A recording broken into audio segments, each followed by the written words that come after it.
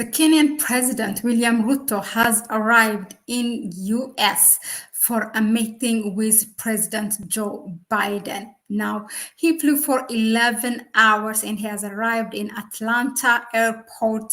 As he said, the agenda will be talking about the debt relief of Eastern African countries. But back home, the agenda back home in Kenya, the agenda is not this one.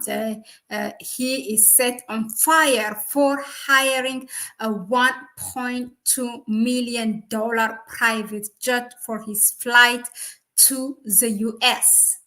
Now, they said they are going to investigate this, meaning the Kenyans. So this will not be easy for him. But the thing is, Kenyan William Ruto is known when he came to power around September, October in 2022. That's, I think, where he took office. He's just less than 2 years, but he's known to be as a flying man. That's what he's called, the flying man in the continent.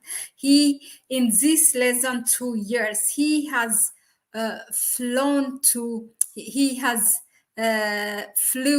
how many times? 50 times. 50 times, that's on average 3 times a month. Okay, that's how it is. And he's known also for his Pan-African speech and very motivating, but not implementing them. But the thing is, now when we come to this expensive royal jet that he rented from Dubai, from the, I think, Royal Jet Company, why it is really why the Kenyans are questioning is that, first of all, Kenya has its own airlines, okay, KQ, that's their airways. And why he's not using his own airways? It used to be, now the reason that it's coming out from the reports is that the presidential plane is known as Harambe 1. It's old. It has been like 3 decades. But even if it is, it's to buy one for the country, and having it under Kenya Airways is better.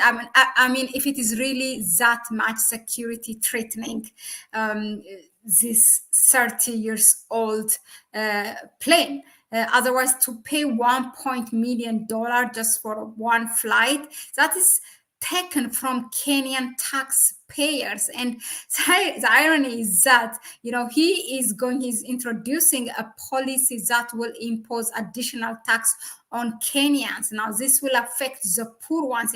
When he came to power, President William Ruto's approach was a bottom-up, something that he has been preaching and advocating to benefit the poor Kenyans, and to set up businesses. Entrepreneurship is what he's known to preach, but he is not doing it when it comes to his country, because he's imposing those additional tax. And this additional tax, and if it is continue as he is, which is known by the country, by his own country fellows, called the flying man, then it's going for his luxury flights. That really doesn't make sense. And he also, even if it's not for the plane, I think he should work for the things that he advocated. We have heard him saying by 2024, all the African diaspora can come to Kenya with free visa, free from any visa requirement.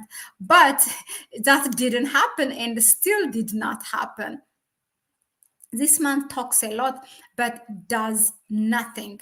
Let us know in the comment section, what do you think of this luxury plane hiring by President William Ruto? By the way, with the tax thing, the country is looking for to raise $2 billion to get $2 billion from the additional tax that they're collecting from Kenyans. But if it's going to luxury just like this, I think people, when it is enough, people will rebel. It doesn't matter what. So he is, yeah, as I said, the most troubled African leader in the continent. um, uh, the analysts are actually saying that, I mean, there is a lot of debt that Kenya owes, whether it's to China or to the West or to the US. And some analysts are saying Kenya might join. There are 3 African countries that have defaulted paying their debts, and the recent one that joined is Ethiopia. Now Kenya might be next. That's what the political analysts are saying. But so what do you think of this $1.2 million jet hiring for the presidential flight to the US, and for a country that has its own national airways? What does that mean? I mean, we talked about Ruto now because he's the one who did it now this time, but there are a lot of African leaders who keep on hiring, for them, and paying a lot, spending a lot for their entourage as well, misusing the country's money that they get through debt or whatever, or collecting from, taking it from the taxpayers. So if you are from an African country, or originally, somewhere from Africa, let us know in the comment section, how much is your president paying for his or her presidential flight, and what do you think of Ruto's 1 million jet hiring? That was it for me for now, and I'll see you on the next one. Ciao.